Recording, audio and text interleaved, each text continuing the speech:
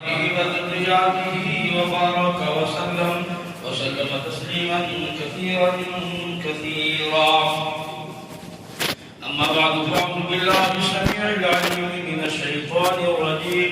بسم الله الرحمن الرحيم.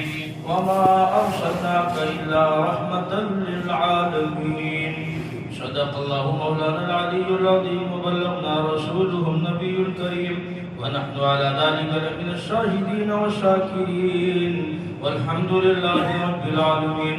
اللهم صل على سيدنا محمد وعلى آل سيدنا محمد وبارك وسلم. اللهم صل على سيدنا محمد وعلى آل سيدنا محمد وبارك وسلم. اللهم صل على سيدنا محمد وعلى آل سيدنا محمد وبارك وسلم.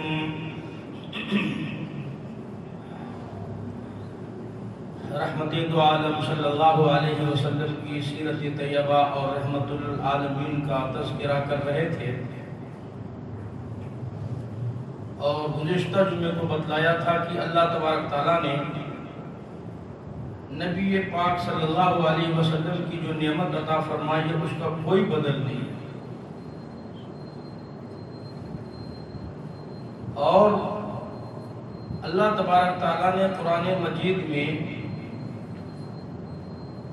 یہ اعلان فرمایا کہ ہم نے آپ کو ساری کائنات کے لیے رحمت بنا کر کے بھیجا. وَمَا أَرْسَلْنَاكَ إِلَّا رَحْمَةٌ لِلْعَالَمِينَ. اور آپ کی رحمت سے ساری کائنات نے حصہ پایا ہے.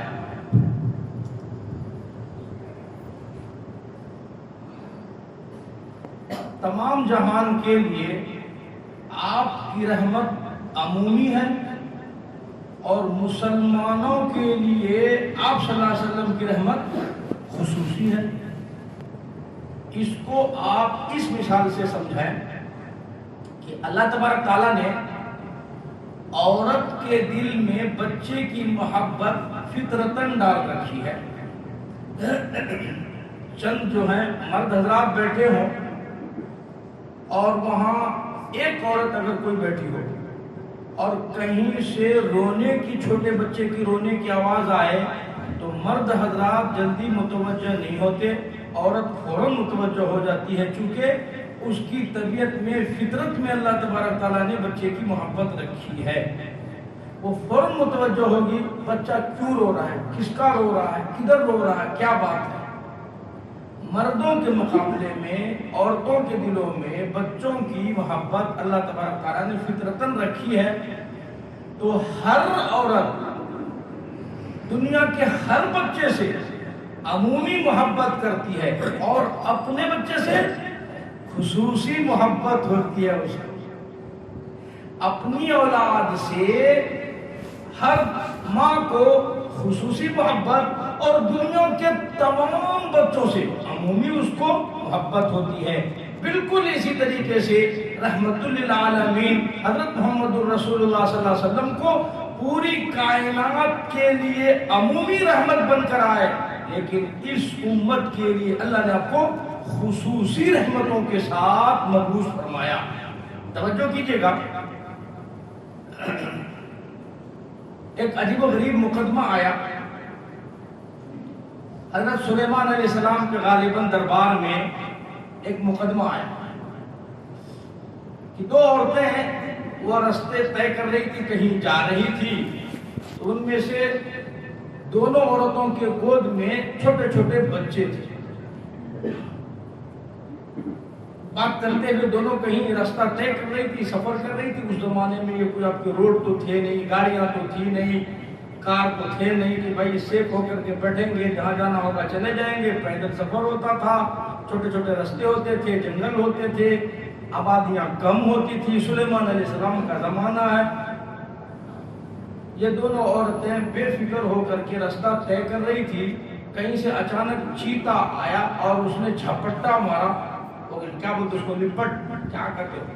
تو وہ ایک عورت کی گود سے بچے کو اڑا لے کر بھاگ گیا. झपटा मारा, अचानक कहीं ताक में बैठा हुआ था, क्या था नहीं था ये देखे नहीं, बेफिक्र, और वो बच्चा गोद में, उन्हें पकड़ा नल्ला और लेकर के सीधा।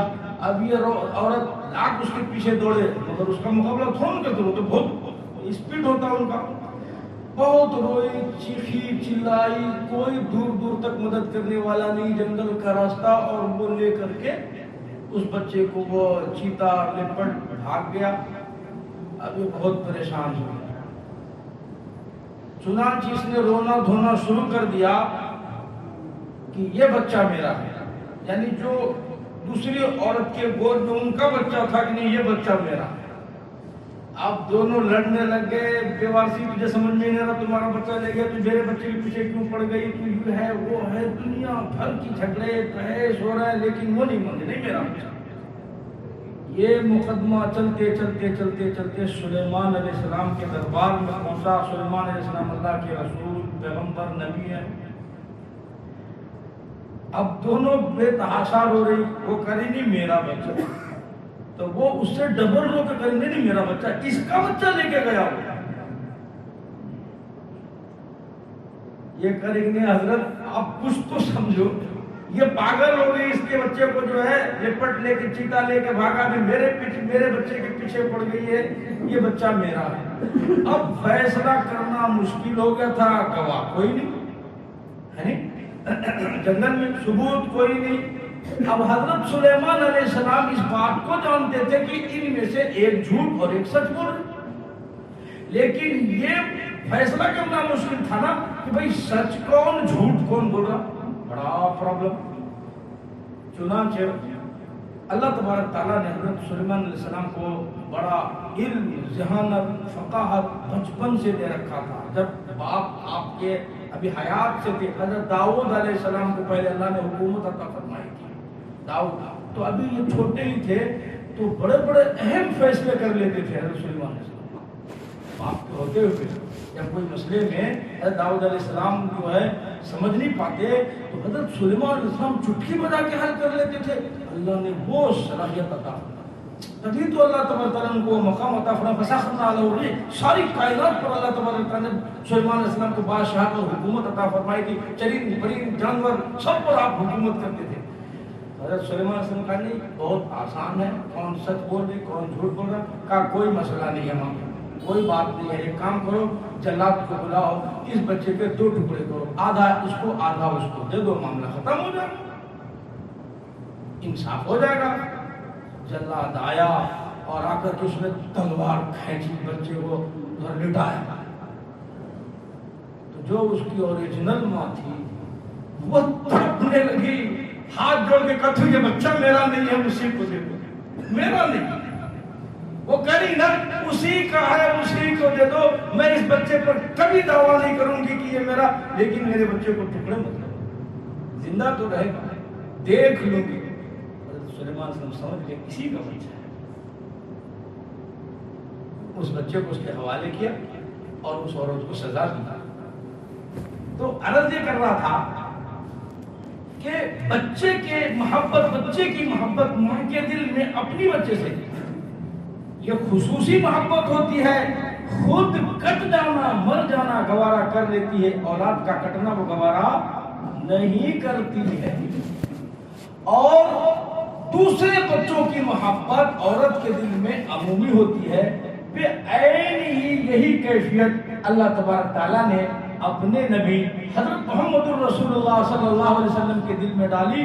सारी कायनात की अमूमी मोहब्बत आपके दिल में और अपनी उम्मत के लिए खुसूसी रहमत और मोहब्बत अल्लाह तबारक ताला ने आपके दिल में डाली थी। चुनांचे उस खुसूसी हिस्से में से हर तबके ने आपकी रहमत से वाफर हिस्सा पाया।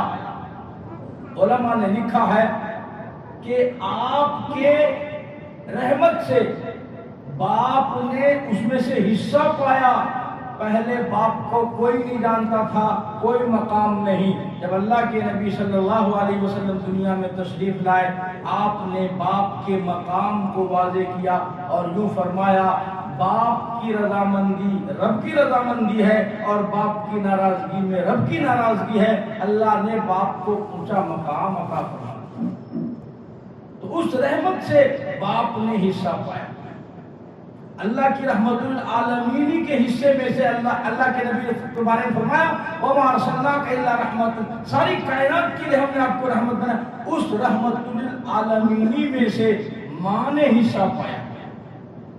پہلے لوگ ماں کے مقام کو نہیں جانتے تھے، ماں کے مرتبے کو نہیں جانتے تھے۔ جب آپ دنیا میں تشریف لائے تو آپ نے ماں کا مقام پہلی مرتبہ عرب کے جاہلوں کے سامنے بیان فرمایا اور فرمایا الجنت تحت اقدام امہاتکم، تمہاری ماں کے قدموں کے نیچے اللہ نے جنت رکھی ہے، اس لیے ماں کا بہت اونچا مقام ہے۔ میرے نبی کی رحمت سے ماں نے وافر حصہ پایا اور اللہ نے یہ مقام ان کو عطا فرمایا۔ پھر ہمارے پیغمبر کی رحمت العالمین سے اولاد نے حصہ پایا، بیٹیوں کو حصہ ملا۔ اللہ کے نبی نے فرمایا آپ کے آنے سے پہلے پوری دنیا میں بیٹی زحمت ہوا کرتی تھی، لیکن آپ صلی اللہ علیہ وسلم جب دنیا میں تشریف لائے آپ نے بیٹی کا مقام بیان فرمایا کہ جس کے گھر میں ایک بیٹی ہو، دو بیٹیاں ہو اور اس کے اچھے نام رکھے، تعلیم و تربیت دے اور اس کے بعد پھر اس کی شادی کرا دے، رخصتی کرا دے، اپنا جو فرض وہ ادا کر لے، اللہ کے نبی نے فرمایا کہ جنت میں وہ اور میں دونوں اس طرح ایک ساتھ ہیں، اس طرح سے ایک ساتھ ہیں۔ تو اللہ تبارک تعالیٰ کے نبی کے رحمت سے بیٹیوں نے حصہ پایا۔ اس سے پہلے دنیا بیٹیوں کو زندہ درگور کرتی تھی اور دنیا بیٹیوں کو زحمت سمجھتی تھی۔ آپ نے فرمایا نا بیٹیاں زحمت نہیں، رحمت ہے اور یہ جنت میں جانے کا ذریعہ اور سبب بنے۔ پھر فقہاء نے مسئلہ لکھا کہ جس کے گھر میں بیٹیاں بھی ہوں اور جس کے گھر میں بیٹے بھی ہو، باپ کو چاہیے کہ اگر وہ بازار سے کوئی چیز کھانے پینے کی لائے تو پہلے بیٹیوں کو دے، بعد میں بیٹوں کو دے، بعد میں بیٹوں کو دے۔ پھر اللہ تبارک تعالیٰ نے آپ کی رحمت للعالمین سے ماں کو حصہ ملا، باپ کو حصہ ملا، بیٹیوں کو حصہ ملا، بیٹوں کو حصہ ملا۔ آپ کی رحمت للعالمین سے طالب علموں نے حصہ پایا۔ آپ نے فرمایا کہ طالب علم کے لیے فرشتے پر بچھا دیتے ہیں اور سمندر کی مچھلیاں ان کے لیے دعائیں کرتی ہیں اور ان کی دعاؤں میں فرشتے آمین کہتے ہیں۔ طالب علموں کا اونچا مقام اللہ تبارک تعالیٰ کے نبی نے بیان فرمایا۔ اس سے پہلے دنیا نہیں جانتی تھی۔ آپ کے رحمت العالمین سے تاجر نے حصہ پایا، تاجر نے حصہ پایا اور یوں فرمایا کہ نیک تاجر کل قیامت کے دن صدیقین کے صفوں میں اللہ ان کو شمار فرمائیں گے، سچے تاجروں کو صدیقین کے صفوں میں اللہ کھڑا فرمائیں گے۔ یہ مقام اللہ کے نبی نے تاجروں کو عطا فرمایا۔ آپ کی رحمت العالمین سے علماء نے حصہ پایا، فرمایا العلماء ورثۃ الانبیاء، کہ علماء انبیاء کے وارث ہوتے ہیں اور اللہ کے نزدیک علماء کا بہت اونچا مقام ہے۔ رحمت للعالمین سے ہر ایک نے فیض پایا، کوئی محروم نہیں ہوا، مزدور نے حصہ پایا۔ اللہ کے نبی صلی اللہ علیہ وسلم کے سامنے ایک صحابی آئے، دیکھا ہاتھ گھٹ ہو کے ہیں، ان کے گھٹے پڑے ہوئے سخت ہیں، تو آپ نے ان کے ہاتھوں کو بوسہ لیا اور فرمایا کہ کیا کام کرتے ہو؟ وہ کہنے لگے اللہ کے رسول میں پتھر توڑتا ہوں، مزدوری کرتا ہوں، ان ہاتھوں سے محنت اور مشقت کرتا ہوں۔ اللہ کے نبی نے فرمایا کہ ہاتھ سے محنت مشقت کرنے والا، مزدوری کرنے والا الکاسب حبیب اللہ، ایسا بندہ اللہ کا دوست ہوتا ہے، اللہ کا وہ جو ہے مقرب ہوتا ہے۔ آپ کی رحمت العالمین اسی مزدور نے حصہ پایا۔ آپ کو حیرت ہوگی، حضرت جبریل امین علیہ السلام تشریف لائے تو اللہ کے نبی صلی اللہ علیہ وسلم نے پوچھا کہ جبریل آپ کی رحمت سے سب نے حصہ پایا ہے، جنہوں نے حصہ پایا۔ آپ نے فرمایا کہ ہڈیوں سے استنجا نہ کرو، وہ جنات کی خوراک ہوتی ہے، اس کو اسی طریقے سے چھوڑ دو، ان کو تکلیف نہ دو۔ آپ کی رحمت اللہ علیہ سے درختوں نے حصے پایا، فرمایا کہ سایہ دار درختوں کے پتوں کو بے مطلب نہ توڑا کرو، وہ دوسروں کے لیے رحمت بنتی ہے۔ اور فرمایا سایہ دار درختوں کے نیچے بیٹھ کر پیشاب پیخانہ، جس زمانے میں جنگل ہوا کرتے، پیشاب پیخانہ نہ کرو۔ صحابہ نے پوچھا اللہ کے رسول کیا حکمت ہے؟ کہا کہ تم دیکھتے ہو کہ جب سورج چڑھتا ہے نکلنے کے وقت اس کی چھاؤں ہوتی ہے، اور جب وہ غروب ہوتا ہے تو دوسری طرف چھاؤں ہوتی ہے، ایک طرف جو ہے قبلے کی طرف اور بعد میں جو ہے پورب کی طرف۔ تو اللہ کے نبی نے فرمایا کہ وہ چھاؤں کے ساتھ ساتھ سجدے کرتے ہیں اللہ کو اور اللہ کا ذکر کرتے ہیں، تم اس جگہ گندا کر دو گے تو اس کی مسجد گندی ہو جائے گی۔ اور اللہ کے نبی نے فرمایا کہ اس کی عبادت میں خلل نہ ڈالو، جھاڑ کے چھاؤں کے نیچے پیشاب پیخانہ نہ کرو۔ رحمت العالمین سے پیڑ نے جو ہے حصہ پایا۔ تو جبریل سے پوچھا کہ جبریل، ساری کائنات نے میری رحمت سے حصہ پایا ہے اور وافر حصہ پایا ہے، ایک بات بتاؤ کیا تمہیں بھی میری رحمت للعالمین سے کچھ ملا؟ تو حضرت جبریل علیہ السلام نے عرض کیا، اے اللہ کے رسول صلی اللہ علیہ وسلم، مجھے بھی بڑا وافر حصہ ملا آپ کی رحمت للعالمین سے۔ تو پوچھا وہ کیسے؟ تو جبریل کہنے لگے، اللہ کے رسول، میں نے شیطان کا انجام اپنی آنکھوں سے دیکھا تھا، وہ کس طرح اللہ کی عبادت کرتا اور اس کی ساری عبادت ایک دم سے رائے گاہ ہو گئی، اور آپ نے فرمایا کہ شیطان کے بارے میں اعوذ باللہ من الشیطان الرجیم، کہ شیطان مردود پر لعنت ہو، اور آپ نے ان کو جنت سے نکال دیا۔ اس کی بے بسی دیکھ کر کے میں ڈرتا تھا، میں ہر وقت ڈر اور گھٹن میں رہتا تھا، پتہ نہیں میرا انجام کیا ہوگا، میرے ساتھ کیا معاملہ ہوگا، اس لیے کہ اس کی جو ہے راندہ درگاہ اور اس کی ذلت اور اس کی رسوائی میں دیکھ چکا تھا، اپنے بارے میں ہر وقت فکر مند رہتا تھا، ڈرتا رہتا تھا، پتہ نہیں اللہ میرے ساتھ کیا معاملہ کرے گا۔ لیکن جب آپ دنیا میں تشریف لائے اور جب آپ پر قرآن نازل ہوا، اللہ تبارک تعالیٰ نے قرآن مجید میں میرے بارے میں جو فضیلت بیان فرمائی، انہو لقول رسول کریم، میرے بارے میں اللہ نے کہا ذی قوت عند ذی العرش مکین مطاع ثم امین، کہ جبریل امین ذی عرش اٹھانے والے ہیں، مطاع ہیں، فرما برداری کرانے والے، امین ہیں، امانت دار ہیں۔ جب یہ فضیلت اور یہ مقام قرآن میں میرے بارے میں نازل ہوا تو مجھے یقین ہو گیا کہ قرآن قیامت تک کے لیے ہے، تو اس میں جو فضیلت بیان کی گئی وہ بھی میرے لیے قیامت تک ہوگی۔ اب میں اللہ کے بارگاہ میں مردود نہیں ہوں گا، راندے درگاہ نہیں ہوں گا۔ اس آیت کے نازل ہونے کے بعد تب مجھے اطمینان ہوا، اور آپ کی رحمت للعالمین کے صدقے جبریل کا بیڑا پاک۔ اے بھائی، تو جو نبی ساری کائنات کے لیے عمومی رحمت، تو وہ نبی خصوصی رحمتوں کے ساتھ اس امت کے لیے کیا کچھ نہیں کریں گے۔ توجہ کیجئے گا، اللہ کے نبی صلی اللہ علیہ وسلم نے ظہر یا عصر کی نماز پڑھائی، 4 رکعت کی نماز تھی، آپ سے بھول ہوئی 2 رکعت میں سلام پھیر دیا۔ صحابہ کرام اتنے با ادب ہوتے تھے کہ وہ نماز کے درمیان آپ کو لقمہ نہیں دیے۔ وہ وجہ یہ تھی کہ اس وقت جو ہے نمازوں میں احکام کی تبدیلی ہوا کرتی تھی، کم زیادہ اور احکام بدلتے رہتے تھے۔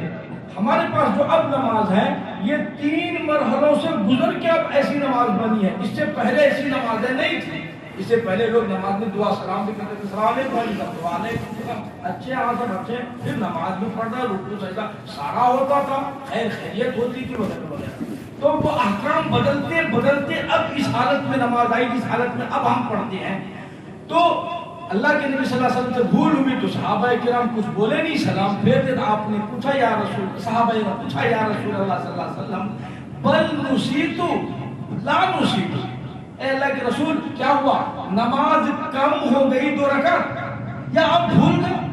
یہ مقام تھا صحابہ کرام، یہ نہیں پوچھا آپ نے 2 رکعت کم پڑھائی کیسے بھول گئے، یہ صحابہ کا مقام تھا۔ اللہ کے نبی صلی اللہ علیہ وسلم کا یوں ڈرتے ادب سے پوچھتے، اللہ کے رسول 2 رکعت کم ہو گئی یا آپ بھول گئے؟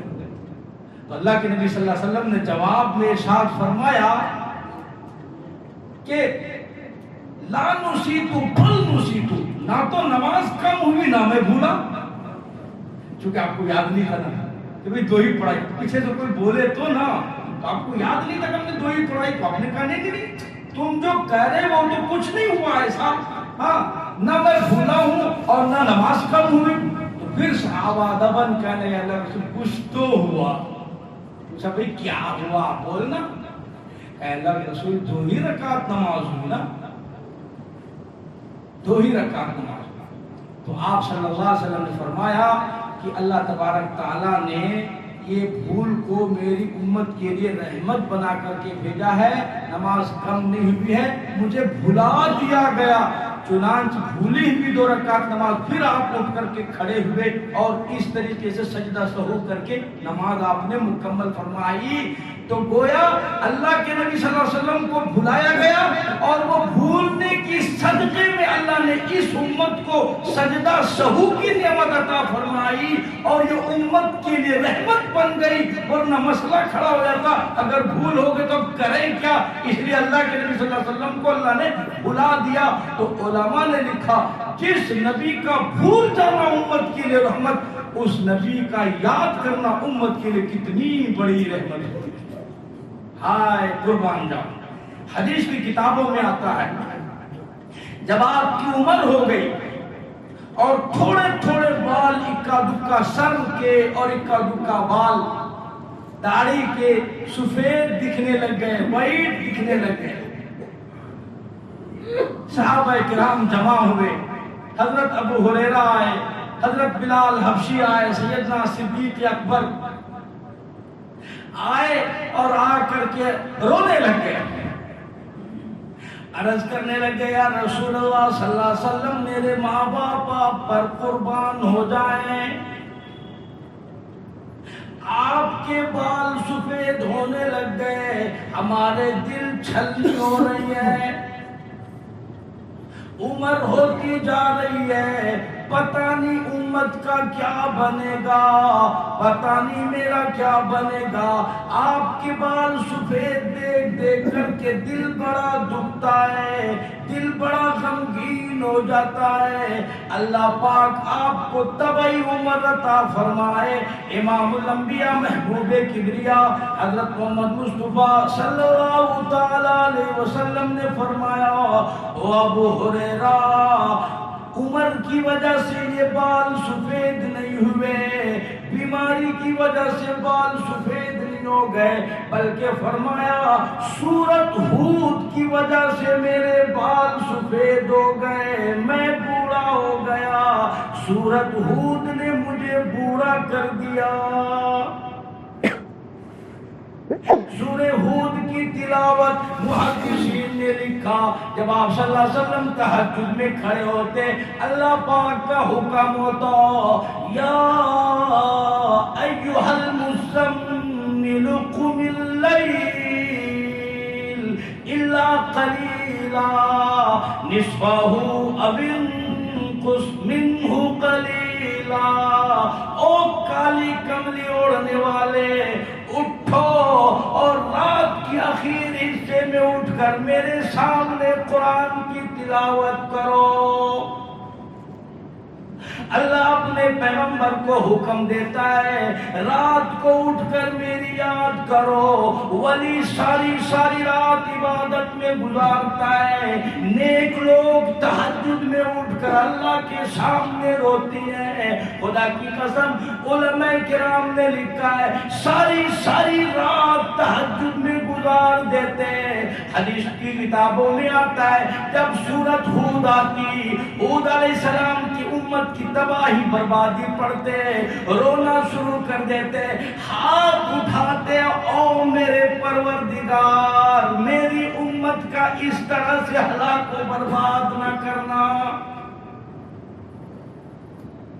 قوم سمود پر عذاب آیا، فرمایا فسخرنا لهم الريح تجري بأمره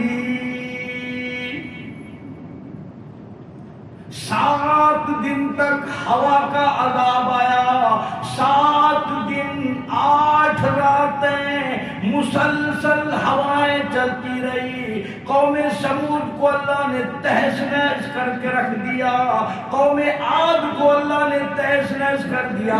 اس کا تذکرہ سورہ ہود میں موجود ہے اور دوسری سورت میں موجود ہے۔ اللہ کے نبی نے فرمایا ان کی بربادی کو دیکھ دیکھ کر میں بوڑھا ہو گیا ہوں اور اللہ سے دعائیں مانگتا ہوں، اللہ میری امت کو اتنا تباہ و برباد نہ کرنا۔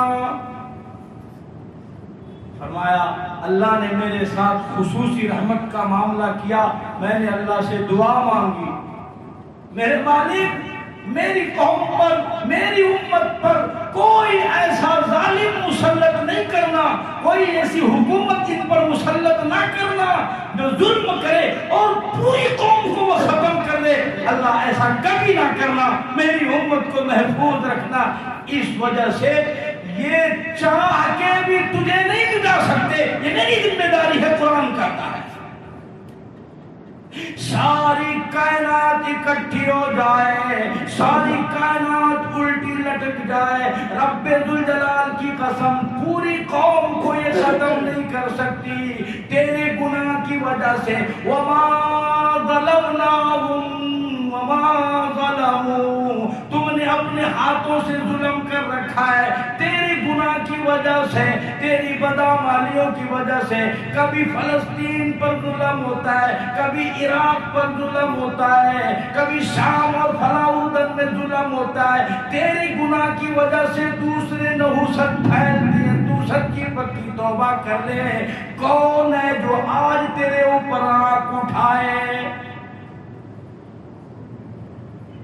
آپ نے دعا مانگی، کوئی ظالم ایسا مسلط نہیں کرنا، چاہے وہ سپر پاور ہو، امریکہ ہو، یورپ ہو، ساری دنیا کی طاقت اکٹھی ہو جائے، سارے سپر پاور آج غیروں کے ہاتھ میں ہے، وہ مجھے کچا چبانا چاہتے ہیں۔ علماء نے لکھا یہ میرے نبی کی دعا کا خصوصی رحمت ہے کہ وہ آج پوری دنیا کو تباہ و برباد نہیں کر سکتے، اللہ نے سنبھالے رکھا ہے۔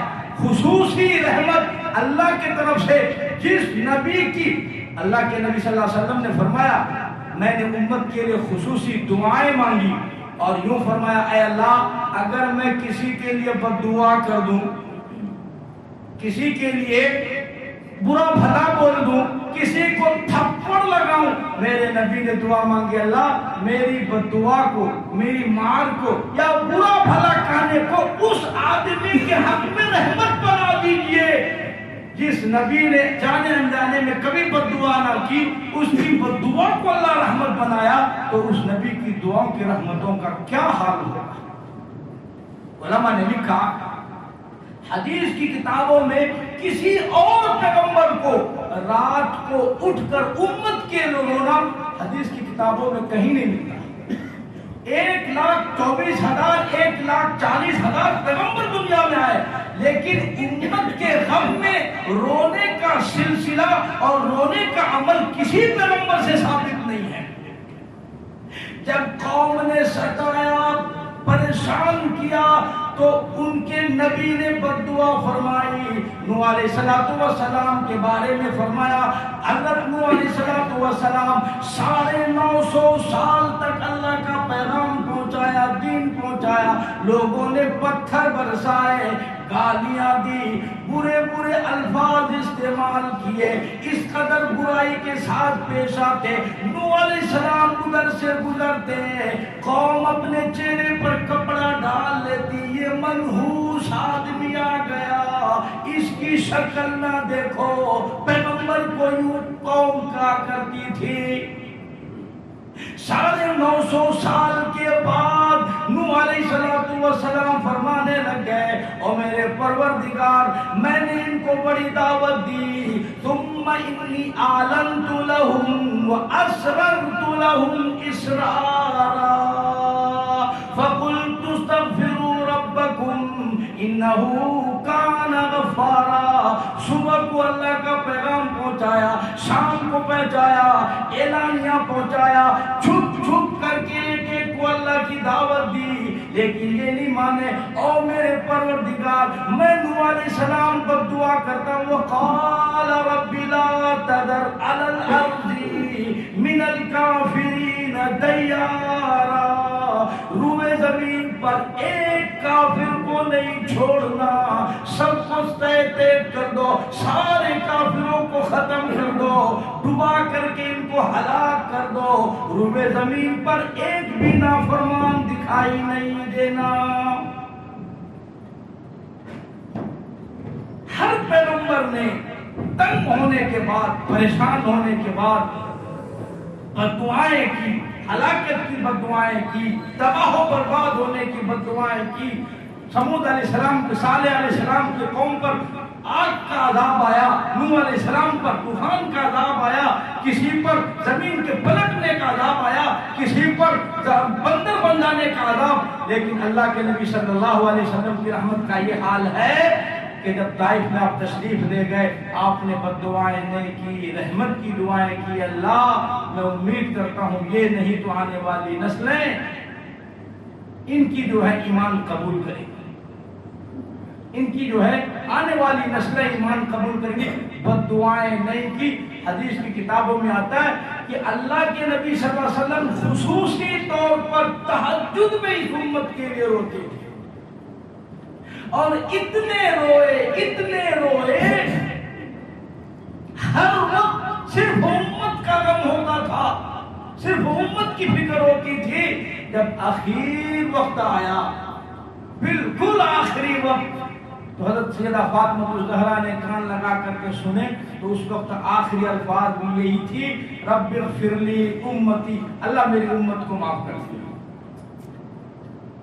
اللہ میری امت کا رحم کرنا, معاف کر دینا, اور میری امت کو ہلاک و برباد نہ کرنا. فرمایا میں اپنی امت کے لیے خصوصی رحمت بن کر کے آیا. پہلی امتیوں کے ساتھ ایسا معاملہ نہیں تھا. بنی اسرائیل کے ساتھ یہ معاملہ تھا کہ اگر وہ کوئی گناہ کرے تو ان کے دروازے پر وہ لکھ دیا جاتا تھا کہ اس بندے نے آج رات چوری کی ہے. اب صبح لوگ فوراً بھائی کس کے گھر میں چوری ہو گئی, پکڑو دیکھو, اور اس کو پکڑو, اس نے چوری کی. تو چور پکڑا جاتا تھا, ذلیل و خوار ہو جاتا تھا. اللہ نے اتنی رحمت فرمائی کہ ہم جو گناہ کرتے ہیں اپنے ارادے سے کپڑے اتار دیتے ہیں گناہ کرنے کے لیے, بے عزت ہونے کے لیے. گناہ کرنے کے بعد پھر اللہ تبارک عزت کے کپڑے واپس لوٹا دیتے ہیں اور پہن لیتے ہیں. ہم گناہ کرنے کے لیے گھر سے دور چلے جاتے ہیں, پھر اللہ واپس گھر عطا فرما دیتے ہیں. پہلی امت میں ایسا معاملہ نہیں تھا. پہلی امت میں تھا کہ کپڑے میں اگر پیشاب لگ گیا, پخانہ لگ گیا, منی لگ گئی, تو وہ کپڑا کاٹ کر کے پھینک دو, تب جا کے وہ پاک ہوگا. بنی اسرائیل کے بارے میں اللہ تبارک تعالیٰ نے قرآن مجید میں فرمایا, موسیٰ علیہ السلام کو دور پر بات کرنے کے لیے 40 دن ملاقات کرنے کے لیے گئے. ان کے پیچھے موسیٰ علیہ السلام کی قوم نے بچڑے کی عبادت شروع کر دی, گائے کی پوجا شروع کر دی, اور گائے کو ماتا کہنے لگ گئے, پرستش کرنے لگ گئے, پوجا کرنے لگ گئے. موسیٰ علیہ السلام 40 دن کے بعد واپس تشریف لائے, اپنے بھائی ہارون کے بال پکڑ کر کے کھینچنے لگ گئے اور مارنے لگ گئے. تم نے ان کو بچڑے کی عبادت سے منع کیوں نہیں کیا؟ ہارون علیہ السلام رونے لگ گئے, اور میرے بھائی میں نے ان کو بڑا سمجھایا, میں نے ان کو بڑا منایا, گائے عبادت کرنے کی چیز نہیں ہے, پوجا کرنے کی چیز ہے, مگر یہ نہیں مانے, میری جان کے دشمن بن گئے. اللہ پاک کی طرف سے حکم آیا, اس کی سزا ان کو ملے گی. اور سب کے سب جتنے گائے کے پوجا کرنے والے ان کو ایک میدان میں لے کر چلو. اللہ نے سب کو ایک میدان میں بلا لیا اور فرمایا میں بادلوں کے ذریعے سے اندھیرا کر دوں گا, تاریک کر دوں گا. جن لوگوں نے بچڑے کی پوجا کی, گائے کی عبادت کی, اور جن لوگوں نے نہیں کی ان کے ہاتھ میں چاقو دے دو. اور جن لوگوں نے گائے کی پوجا کی اس اندھیرے میں وہ چاقو چلاتے رہے. فَقْتُلُوا अनफुसकुम, अपनी जानों को कत्ल करो। यूं तौबा नहीं होगी, सजा मिलेगी। चुनांच बादल के जरिए अंधेरा किया गया, और जिन लोगों ने बछड़े की पूजा की थी और जिन लोगों ने नहीं की थी उनके हाथ में चाकू, जिन्होंने की थी उनके हाथ में चाकू नहीं, और ये अंधेरे में चाकू मारते खटाखट, और इस तरीके से सबको हलाक को बर्बाद किया। तब जाकर के उनकी तौबा कबूल हुई। आज उम्मत पर अल्लाह ने खुसूसी रहमत फरमाई। आज उम्मत पर ऐसी रहमत कि 50 साल का, 60 साल का, 100 साल का नाफरमान, 100 साल का बेनमाजी, 100 साल का फासिक, फाजिर, शराबी, जुआरी, सिर्फ एक मर्तबा आ जाए वो मस्जिद को, तौबा कर ले, नीयत कर ले, अल्लाह जो हुआ सो हुआ। अब ये जो बचत खुचत की जिंदगी 100 साल के बाद मेरी है, 5 साल, 10 साल, 2 साल, 1 साल, पता नहीं कितने दिन बाकी रह गए, मैं सच्ची पक्की अल्लाह तौबा करता हूँ और अच्छी जिंदगी गुजारने का आपसे अहद करता हूँ, वादा करता हूँ, आपकी नाफरमानी नहीं करूंगा, आपके नबी के तरीके को नहीं छोड़ूंगा। अल्लाह फरमाते मुझे अपनी किबरियाई की कसम, मैं अपने नबी रहमत के सदके में इसके 100 साल के गुनाह एकदम से माफ कर दूंगा। और अल्लाह माफ कर देते हैं, और अल्लाह माफ कर देते हैं। कोई तौबा करके देखे तो सही बाबा। हमारे हजरत एक वाकया सुनाते थे, मैं आपको पहले भी शायद सुनाया हूँ। पड़ोस के मुल्क के एक बड़े सेठ साहब थे जो बड़े मगन रहते थे शराब में, कबाब में, हर वक्त जो है हर किस्म के गुनाह में मुलविस। हमारे पीर साहब ने थोड़ी सी उनको तवज्जो दिलाई और तौबा इस्तगफार कराया। वो तौबा कर लिया, अल्लाह अल्लाह करने लग गया, नेकी का जज्बा दिल में पैदा हो गया, तो वो हाजी साहब नेक बन गए। सारी शराब की जितनी फैक्ट्रियां, तो बहुत तफसील है, हर मुल्क की शराब सबको तोड़ के फेंक दिया। हर मुल्क की लड़कियां मौजूद, सबको पैसे देकर अपने मुल्क भेजा, जाओ शादियां करो, अच्छी जिंदगी गुजारो, अच्छी जिंदगी। इस तरीके से तौबा इस्तगफार किया पड़ोस के मुल्क में। और उसके बाद हाजी साहब कह रहे कि वो बैठ करके मियाँ बीवी टीवी देख रहे, तो टीवी में हज का पूरा प्रोग्राम दिखाया जा रहा था। तो हाजी साहब कहने लगे कि मैं तो पूरी दुनिया का सफर किया हूँ, स्विट्जरलैंड, अमेरिका, जापान, पूरी दुनिया में फिर गए, आज तक मक्का मदीना नहीं देखा। तो बीवी कहने आपके लिए क्या मुश्किल है? वो बड़े इंस्पेक्टर, कोई बड़े एमएलए थे, बड़े ओहदे पर थे वाली साहब। तो कहने आपके लिए कोई मुश्किल नहीं, सरकारी कोटा खाली होगा, आप अब चाहे तो कल जा सकते हैं। आप कहा फोन करो, फोन लगाए, और फोन लगाने के बाद हज का जो है मुकम्मल हो गया और कल ही हज पे चले गए। और हज से वहां से फारिग होकर के वापस आ गए अपने शहर में। तो शहर के तमाम उलमा मिलने गए। अल्लाह अकबर, हाजी साहब की जिंदगी बदल गई भाई। पहले सब जिसको फजूर था, गाना नाच, ये वो, आलिम उलमा मस्जिद के वो करीब नहीं आते थे। हमने सुना भाई वो तौबा कर लिए, वापस जब हाजी साहब आए तो एक बड़ा, जिस हाल में उनके दोस्त शराब पीते थे, उन हाल में 500 उलमा को उन्होंने बिठाया। आप हजरात बैठिए, हाजी साहब के चेहरे में लंबी दाढ़ी, हाथ में तस्बीह, सर पे टोपी, और जो है सुन्नत चेहरा सजा हुआ, खूबसूरत। कहा कि सारे लोग बैठे, मैं अपने हाथों से तमाम उलमा को जमजम पिलाऊंगा, तमाम उलमा को जमजम पिलाऊंगा, खजूरें खिलाऊंगा। और उसके बाद बीवी को कहा कि ठहरो, खजूर तुम ले, जमजम मैं अपने हाथ से लेके आता हूँ। चुनांचे असर की नमाज जमात से पढ़ी और जमजम हाथ में पकड़ा। असर के बाद हाथ में तस्बीह, सर में टोपी और चेहरे पर सुन्नत की दाढ़ी। और जब आखिरी नमाज जमात की, असर की जमात से पढ़ी, हाथ में जमजम है, इतने में रूह परवास था। 100 साल का अगर सच्ची पक्की वो तौबा कर ले तो अल्लाह फरमाते अपने नबी की रहमत के सदके में मैं उसके 100 साल के गुनाह माफ कर दूंगा। बनी इसराइल में ऐसा नहीं होता, सख्तियां थी, अल्लाह ने उन सख्तियों की उम्मत पर हटा लिया। ये मेरे नबी की रहमत आलमीन से इस उम्मत ने वापस हिस्सा पाया। अल्लाह अकबर। जो नबी सारी रात उम्मत के गम में रोते थे, आज उस उम्मत का हाल देखो, सारी रात सोते थकता नहीं है। सारी रात सोने के बाद भी सुबह फजर में उठने की इसको हिम्मत और तौफीक नहीं है। जो नबी की उम्मत हम कहलाते, वो नबी सारी रात मुसल्ले पे गुजरते। आज तुम्हें सुबह की नमाज भारी मालूम होती है। इसको किसी ने कहा, किस कदर तुझ पे गिरा सुबह की बेदारी है, किस कदर तुझ पे गिरा सुबह की बेदारी। आज हमारे सुबह हाजी साहब कहने लगे, हमें बहुत अफसोस होने लगा। आज हमारे एक हाजी साहब दोस्त कहने लगे, क्या हो गया हजरत, ऐसा मालूम होता है क्या صبح فجر کی نماز میں لوگ بیمار ہیں کیا؟ فجر کی نماز میں اٹھ کے نہیں آ رہے؟ بیمار ہو گئے یا پھر یہ سو گئے ہیں؟ اور اگر یہ سو گئے تو اللہ ان کو سلا ہی دے. ہمیشہ کے لیے فجر میں اٹھنے نہیں ہو رہا, سو گئے تو سلا ڈالو. تو ہم تنگ ہو جاتے ہیں اگر ایک دن مطلب جو ہے کوئی نہ آئے نماز میں. لیکن اللہ کے نبی صلی اللہ علیہ وسلم کی حال ہے, تجھ کس قدر تجھ پہ گرا صبح کی بیداری ہے. اللہ کہتا ہے ہم سے کب پیار ہے, تم کو تو نیند پیاری ہے. آج ہمیں بستر پیارا لگتا ہے, نیند پیاری لگتی ہے, بیوی پیاری لگتی ہے. آج ہمیں مصلی اچھا نہیں لگتا, آج ہمیں نماز اچھی نہیں لگتی, ہمیں رونا دھونا اچھا نہیں لگتا, اللہ کے سامنے ہاتھ پھیلانا اچھا, اللہ سے مانگنا اچھا نہیں لگتا. اس لیے کہا اللہ سے کب پیار ہے, تم کو تو نیند پیاری ہے. میرے بھائی, اللہ تبارک تعالیٰ نے آپ کو خصوصی رحمتوں سے نوازا ہے. نبی پاک صلی اللہ علیہ وسلم کی امت میں پیدا فرمایا ہے. اس سے بڑی نعمت کچھ نہیں ہوتی. جو نعمت ملی اس کی قدر کرو, اس کو بچا لو, آخری سانس تک سنبھال لو, اس کو قبر میں اپنے ساتھ لے کے جاؤ. اگر یوں ہی دنیا میں چھوڑ کر کے چلے گئے تو کہاں گئے تھے, کہیں نہیں, کچھ لائے, کیا لائے تو کچھ بھی نہیں, بہت بڑا نقصان ہوگا. اس لیے نمازوں میں پابندی, سچی پکی توبہ اور نیک لوگوں کی صحبت. اللہ اکبر کبیرہ. اللہ والے آج بھی دنیا میں حیات سے ہیں, الحمدللہ حیات سے ہیں, زندہ ہیں, اور وہ اس نبی کی سنت کو ہمارے اللہ والوں نے آج بھی زندہ کر کے رکھا ہے. حدیث کی کتابوں میں کسی پیغمبر کا امت کے لیے رونا ثابت نہیں ہے. آپ نہیں دکھا سکتے قرآن کریم کی کوئی آیت, کوئی حدیث, مگر میرے نبی کے بارے میں. اور یہ نبی کی وراثت ہمارے علماء کو ملی ہے.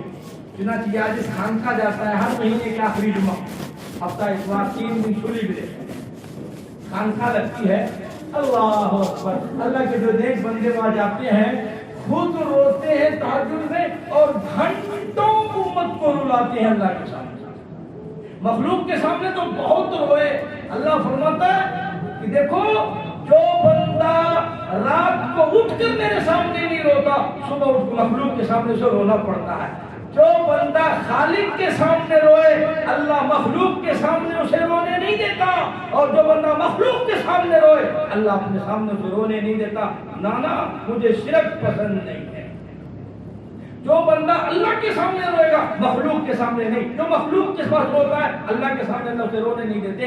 اور جو بندہ راتوں کو اللہ کے سامنے مانگتا ہے, دن کو اللہ کسی کے سامنے مانگنے نہیں دیتے. اور جو بندہ رات کو نہیں مانگتا, ساری دنیا کے سامنے دن میں مانگنا پڑتا ہے اس کو. بھائی بات ایک ہی ہے, ادھر سے کان پکڑو ادھر سے پکڑو. اسی لیے اللہ والے خود بھی روتے ہیں اور سب کو رلاتے ہیں. ہر مہینے کے آخری جمعہ ہفتہ اتوار کو وہ آن لائن بھی ہوتا. آپ کبھی اٹھ کر کے رات 3 بجے آن لائن آپ چیک کرو, 3 بجے سے فجر تک رونا دھونا ہوتا ہے. کسکیاں چسکیاں اور رونے اور چیخنے کی آواز آتی ہے, اللہ معاف کر دیجیے, اللہ امت کو رحم فرمائیے. یہ میرے نبی کے حصے میں سے ہمارے اولیاء کرام کو, علماء کرام کو, مشائخ کو حصہ ملا, جس کا ہمیں نصیب نہیں. ہمارا گھر سنسان ہے, ہمیں کبھی افسوس نہیں ہوتا. ہم گھر میں 10 فیملی ممبرز ہیں اور سب کے سب گدھے کی طرح پڑے ہوئے ہیں, کسی کو اس کا خیال نہیں ہے. اور اگر ان میں سے کسی کی نوکری نہ ملے تو سب کی نیند اڑ جاتی ہے. ہمارا بچہ بیکار ہے نا, نوکری نہیں ملی, بچی کی شادی نہیں ہوئی, کاروبار نہیں ہے, بیوی کو بھی نیند نہیں آتی, باپ کو بھی نیند نہیں آتی, ماں کو بھی نیند نہیں, بچوں کو بھی نیند نہیں ہے, اور گھر میں 100 روپے نمازی ہو تو کسی کی نیند نہیں اڑتی. 10 کے 10 آنے جگہ گدے جمع ہو گئے, کسی کو نماز نہیں آتی, کسی کو فجر نہیں, کسی کو قرآن نہیں, ہمیں کسی کو فکر نہیں ہوتی ہے. کب آئے گی فکر مرنے کے بعد. اللہ ہمیں سچا پکا مسلمان بنائے, نیک بنائے, دیندار بنائے, اچھا بنائے, فرما بردار بنائے, حضور کا سچا غلام بنائے. اللہ پاک ہم تمام کو پہلے سنت عمل کی توفیق عطا فرمائے. آمین. وآخر دعوانا الحمدللہ رب العالمین.